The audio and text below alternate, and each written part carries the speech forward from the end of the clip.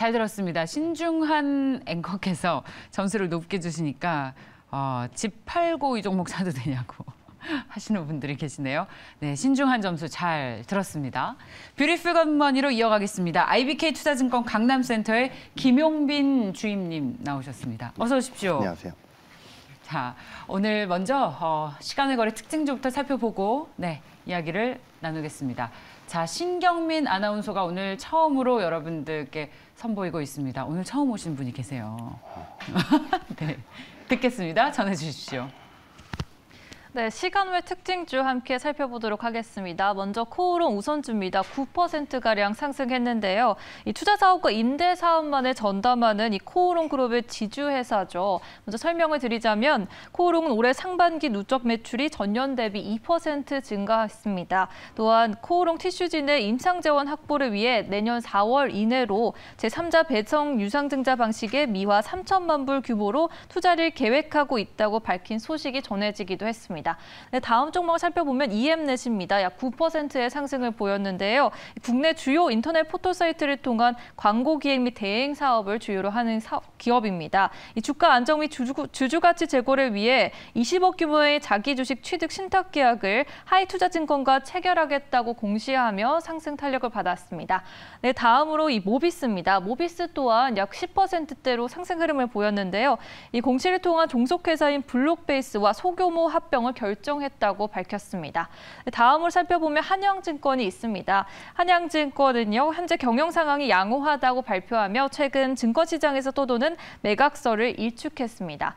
네, 마지막으로 성우하이텍 살펴보겠습니다. 약 5% 증가했는데요. 지난주 전기차용 배터리 보호 복합 소재 개발 성공을 알린 이후로 계속해서 떠오르고 있습니다. 네, 지금까지 시간의 특징주 함께 살펴봤습니다. 예, 우리 신경민 아나운서를 반기는 우리 시청자분들께서 박보영이라고 6m 박보영이라고 혹시 별명에 박보영 있나요? 너무 없대요. 예, 너무 보이스도 좋고 안정적이죠. 고급스럽고. 네, 맞습니다. 저희 안방 많이 미십니다. 그렇다고요. 자, 시간의 거래 특징주 가운데에서 저희 주임님께서는 어떤 종목을 가장 매력 있게 꼽으십니까? 저는 성우하이텍을 좀 성우하이텍. 네. 성우하이텍 같은 경우에는 보통 자동차 부품 생산 업체로 좀 많이 알려진 기업이고요. 네. 특히 최근에는 배터리 관련 이제 소재를 개발했다 이런 뉴스 때문에 좀 상승세를 많이 이어왔던 종목이기도 합니다.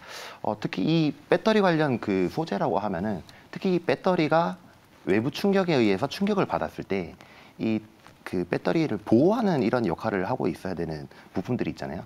특히 성우하이텍이 만드는 부품 같은 경우는 이 배터리를 보호할 수 있는 차체 충격에 있었을 때 배터리를 보호할 수 있는 이런 부품이라고 생각을 하시면 될 것 같고요.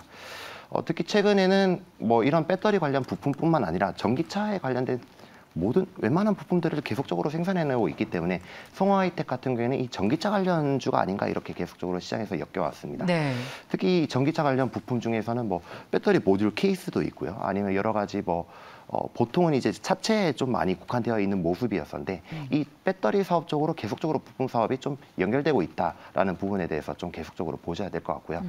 특히 이 성우하이텍 같은 경우에는 기존에는 그 현대기아 비중이 거의 90%였습니다. 그렇기 때문에 국내 수주에 대해서만 좀 원활하게 매출액이 일어나고 이런 부분이 좀 우려가 되어 왔었는데 좀 글로벌리하게 계속적으로 파일을 키워나가는 부분이 보이지 않았던 것이 사실인데 사실 뭐 최근에는 그 폭스바겐이라든지 GM이라든지 BMW 등 이런 해외 업체들로 계속적으로 늘려가면서 네. 좀 이 시장 파일을 계속적으로 확대시켜 나가고 있는 것이 아닌가 이런 부분이 좀 보이고 있습니다. 예. 특히 GM 같은 경우에는 수주를 받은 지 얼마 안 됐다라고 볼 수 있겠고요. GM 같은 경우에도 그 소형차 전기차 위주로 좀 나가고 있기 때문에 이러한 부분에서 좀 주의 있게 봐야 될 것 같고요. 특히 그리고 아까 말씀드렸다시피 그 배터리 케이스 쪽으로 이제 사업을 좀 진출했었기 때문에 이 탑재되는 부분이 뭐 최근에는 EV6라든지 아니면 또 GM 쪽에 있는 소형차 쪽으로도 계속 원활하게 나아가고 있고 이런 부분에 있어서 봤을 때는 기존의 부품사와는 좀 다르게 봐야 된다라는 시각이 계속적으로 시장에 있어 왔고요. 하지만 좀 성우하이텍에 있어서 좀 그 우려도 있고 예. 좀 머나먼 미래라고 해야 될까요? 예. 이런 부분에 있어서 회사 측에서는 좀 향후 좀 그런 부분을 보고 있는데 배터리 모듈 관련 사업에서도 좀 진출을 하겠다라고 밝힌 바가 있습니다. 근데 배터리 모듈 관련해서는 조금 우려되는 부분이 있는 거지. 사실 이 배터리라는 것은 리콜에 대한 문제도 어느 정도 감내할 수 있는 기업이 좀 나중에 위험이 닥쳤을 때 이런 부분도 해결해 나갈 수 있는 부분이 있단 말이에요.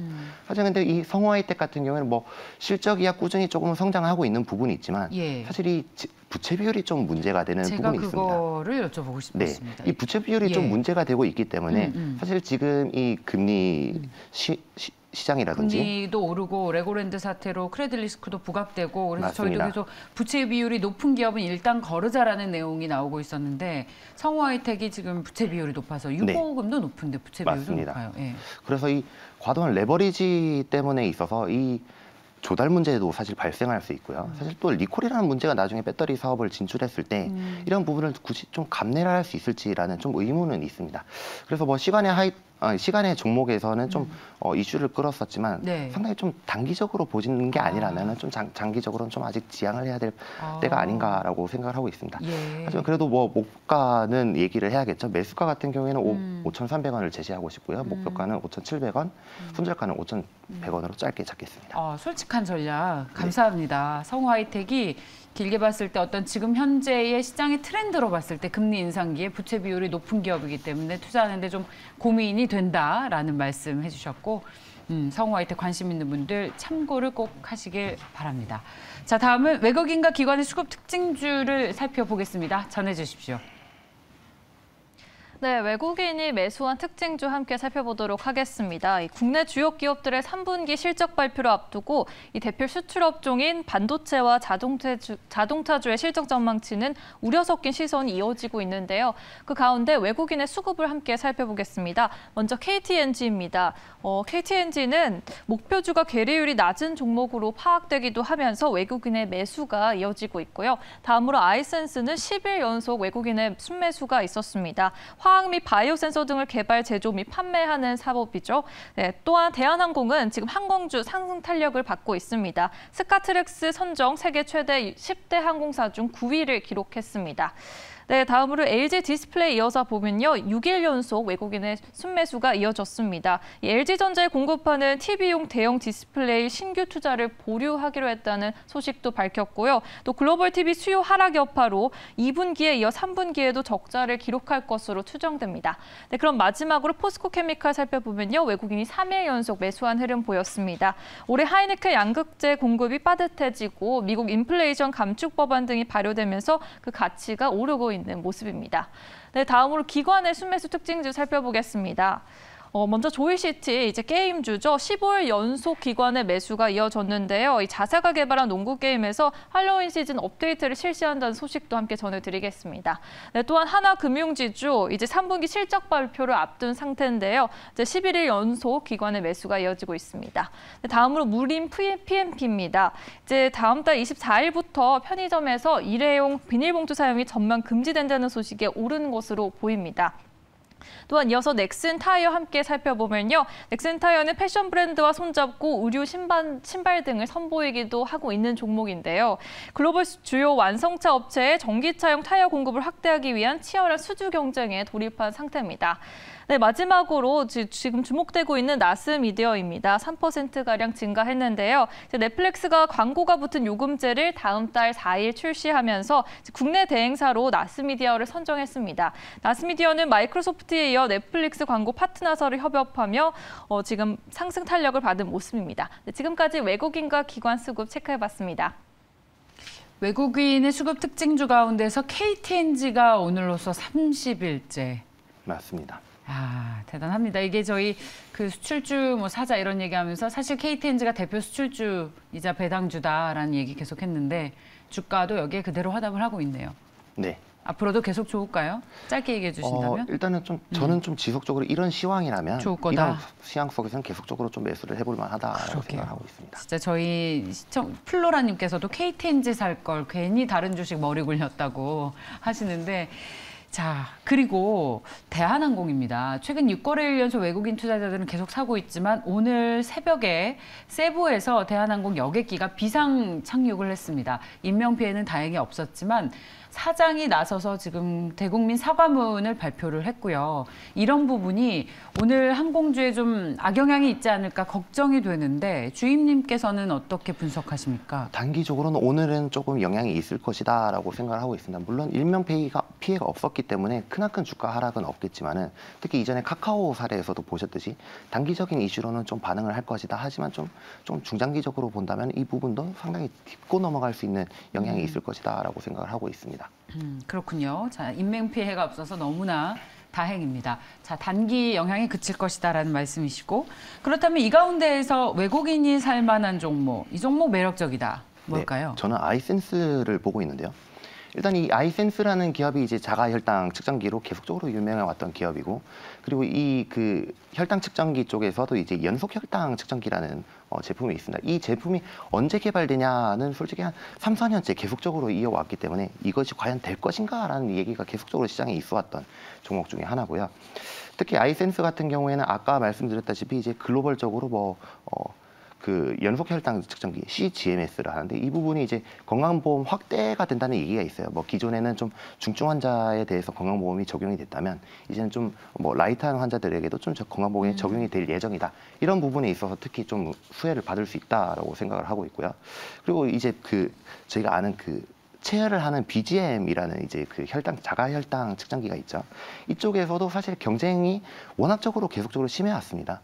근데 하지만 이 경쟁이 너무 심화된 시장에서도 계속적으로 매출을 늘리고 있는 기업의 모습이 있기 때문에 이런 부분에 있어서 신규로 이제 연속 혈당 측정기로 간다 하더라도 좀 앞으로는 사업을 잘 해낼 것이다라는 이런 기대감도 좀 막연하게 있다라고 생각을 할 수 있겠고요.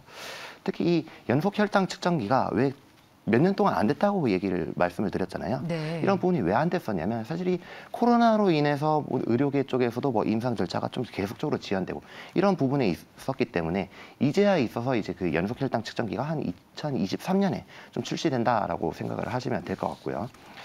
그래서 2023년에 출시되는 이 연속 혈당 측정기 같은 경우에는 특히 이미 선두 기업들이 꽤 많이 있습니다. 해외사에도 여러 가지가 이제 많이 진출을 해 있는데 이번에 아이센스의 공약 같은 경우에는 좀 경제성 비용에서도 이제 타 제품 대비 좀 저렴하게 출시가 될 예정이고요. 그리고 효율이라고 하죠. 그러니까 정확도성에서도 이제 좀 중상위 쪽에 속하는 좀 기기라고 볼 수 있겠습니다. 예. 이런 부분에 있어서 후발주자지만 좀 앞으로 나아갔을 때는 조금 시장에 대해서 다른 기존의 자가혈당 측정기처럼 좀 잘 침투를 할 확률이 크다라고 생각을 하고 있습니다. 그래서 매수가 같은 경우에는 저는 33,000원을 제시를 하고 싶고요. 목표가는 43,000원, 손절가는 23,000원을 제시하겠습니다. 예, 자 아이센스를 살펴봤습니다. 기관 특징주는 어떤 게 매력 있어 보입니까? 기관 종목 중에서는 무림 PMP를 좀 간략하게 보고 있는데요. 무림 PMP 같은 경우에는 이제 흔히 알려진 펄프 관련주죠. 그렇죠. 특히 지금 펄프 가격이 계속적으로 인상을 하고 있기 때문에 이런 부분에 있어서 좀 수급이 들어오고 있는 것이 아닌가라고 생각을 하고 있고요. 특히 이 펄프 같은 경우에는 이제 BEP가 좀 정해져 있었습니다. 톤당 $800라고 이렇게 정해져 있었는데 특히 이 BEP를 넘어선 한 30-40% 이상의 가격을 계속적으로 지금 기록을 하고 있기 때문에 이런 부분에서 펄프 가격 인상주로 좀 같이 좀 수혜를 보겠다라고 생각을 하셔도 좋을 것 같고요. 특히 이 무림 PMP 같은 경우는 펄프뿐만 아니라 제지 쪽도 같이 하고 있는데 이 펄프에서 제지로 넘어갈 때 사실 좀 비용이 꽤 많이 든단 말이에요. 펄프에서 제지로. 네. 그게 그러니까 어떤 차이가 있는 거예요? 펄프가 원재료고 이제 펄프를 바탕으로 이제 제지를 만들게 되는데 이제 이 펄프에서 제지로 갈 때 유통 비용이라든지 아니면 이 펄프를 제지로 만들기 위해서 어떤 일련의 과정들이 필요한데 사실 이 공장이 연결되어 있기 때문에 이런 과정들이 다 생략되는 겁니다. 그렇기 때문에 이 제지 쪽에서도 사실 이 상당한 비용 절감 효과를 좀 많이 볼 수 있다라고 볼 수 있겠고요. 그리고 무림 PMP 같은 경우에는 사실 너무 예전 사업 아닌가라고 생각을 하실 분도 계시겠지만은 요즘 종이를 안 쓰는 추세니까. 맞습니다. 하지만 이 플라스틱에서 종이로의 변화를 좀 생각을 해보신다면 좀 친환경 쪽에도 맞는 지금 지금 트렌드에 맞는 산업일지도 모르겠다라는 저는 생각을 좀 하고 있는 왜요? 부분입니다. 왜냐하면 사실 지금 카페만 가더라 하더라도 이 플라스틱 빨대를 줄이고자 하고 그리고 그런 그 측면에서. 플라스틱 컵에서도 좀 많이 줄이고자 하기 때문에 예. 이런 부분 친환경 소재로 좀 종이를 생각을 해본다면 예. 특히 이런 부분도 좀 기대를 해볼 만하다라고 생각을 하고 있습니다. 그래서 매수가 같은 경우에는 4,250원을 좀 제시를 하고 싶고요. 목표가는 5,500원, 손절가는 3,800원을 좀 제시하겠습니다. 요즘 아직 앞서도요. 저희가 금리 인상기에는 부채 비율이 높은 기업은 좀 거르자라는 얘기를 했었는데 이 무림 페이퍼가 재무 건전성 얘기가 계속 나오고 있잖아요. 네. 실적이 무림 페이퍼 같은 경우에 실적이 안 좋아서 사입 부담 커지고 있다. 이 그룹주들에 대한 전반적인 이 재무 건전성 악화 리스크가 지금 금리 인상기에 투자할 만한 것인지에 대한 사실 의문이 저는 자금 있습니다. 조달 측면에 있어서 사실 지금 상황이 좋지는 않다라고 생각을 하고 있지만 이 그룹사 쪽에서는 물론 분명 지원이 있겠죠. 물론 그런 안 좋은 일이 일어났을 때는. 하지만 이 실적으로 좀 얘기를 해본다면은 무림 PMP는 그래도 좀 양호한 수준이 아닐까라고 좀 생각을 하고 있습니다. 기업의 어떤 무림 페이퍼, 기업의 부채 이슈는 무림 PMP는 뭐 영향이 없을 것이다. 조금은 있을 거라고 생각을 하지만 네. 그런 실적적인 부분에 비하면 좀 덜하지 않을까라고 생각을 하고 있습니다. 그것보다는 호실적으로 네. 보자. 배당주이기도 하죠. 배당도 좀 꾸준히 하고 있는 것으로 알고 얼마나 있습니다. 주나요? 그거는 제가 면밀히 체크를 못했는데 체크해 보시는 것으로. 요즘 같은 시대에는 배당 받는 게 진짜 좋잖아요. 확실한 배당. 그렇죠. 네. 네. 아니면 아예 그 은행에 적금이나 예금하는 것도 좋고 워낙 비율이 좋으니까 5% 네. 5% 주잖아요. 이자를. 좋습니다. 자, 다음은 사모펀드 특징주로 넘어가겠습니다. 전해 주십시오. 네, 사모펀드 특징주입니다. 처음으로 지금 최근 데이터 기능 마비 사태에도 불구하고 매수를 보이고 있고요. 다음으로 삼성 SDI와 에코프로비엠은 현재 포항 공장 준공에 합작을 나서고 있습니다. 2차 전지 소재 기업인 에코프로가 단일 공장으로는 세계 최대 규모인 양극재 생산 공장을 짓고 본격 생산에 나서게 되면서 사모펀드의 주목을 받고 있습니다. 네, 다음으로는 LG 에너지 솔루션입니다. 26일 실적 발표를 앞두고 있는 가운데 글로벌 전기차 시장의 성장세에 힘입어 실적 반등을 이룰 것으로 보입니다. 네, 다음으로 조이시트인 게임주도 사모펀드의 주목을 받고 있습니다. 네, 이상으로 사모펀드 매수 특징주 살펴봤습니다. 네, 카카오를 샀군요. 삼성, SDI, 에코프로비엠, LG에너지솔루션 또 요즘 사모펀드는 2차 전지에 굉장히 집중하는 그런 경향이 있습니다. 공격적인 투자 성향을 가진 만큼 짧은 기대 수익률도 높게 보는 것이겠죠. 이 가운데에서 주임님은 뭘 꼽으셨는지 궁금하네요. 저는 조이시티를 특히 오늘의 핵심 관련주로 생각을 하고 있는데요. 오늘 네. 핵심주라고 생각을 하고 있고요. 특히 조이시티 같은 경우는 게임주입니다. 왜 지금 시장에 게임주를 하냐라고 생각을 하실 수도 예. 있겠지만 특히 이번 신작 출시를 앞두고 좀 단기적으로 좀 트레이딩을 해볼 만하다. 이벤트성 트레이딩이라고 생각을 하고 있고요. 특히 조이시티가 출시하는 게임 같은 경우는 프로젝트 M이라는 일단 게임으로 명명이 됐고요.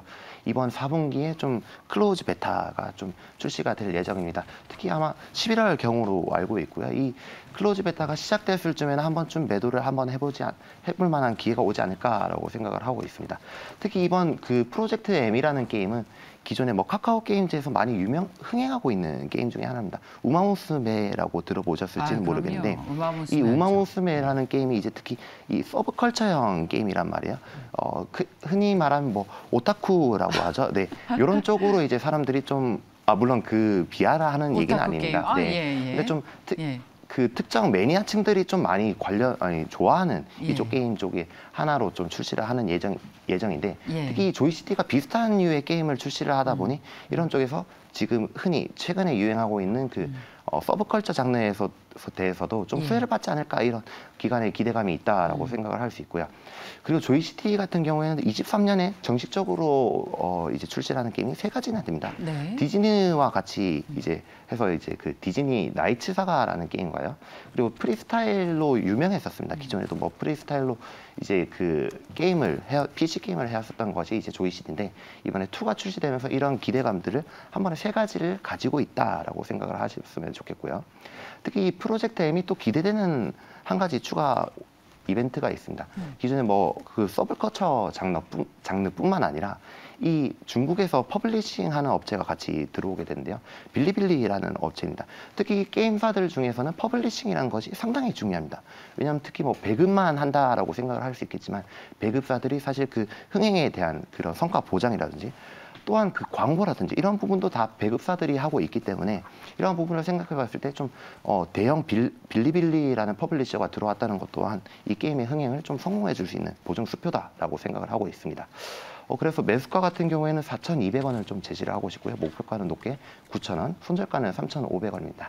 하지만 좀 기간적으로 봤을 때 목표가가 도달하지 않더라도 그 전에 예. 좀 매도를 하시는 것을 좀 추천드리고 싶습니다. 아, 그래요? 좀 짧게 보는 것을? 네, 이벤트가 예. 왔을 때 좀 매도를 하는 것 방향으로 갔으면 좋겠습니다. 네, 특히 게임주 같은 경우에도 요즘 금리 인상기에 이런 대표적인 성장주들이 어렵고 전반적으로 흐름이 어려워서 그런 맞습니다. 것들을 꼭 기억을 하시면 좋겠습니다.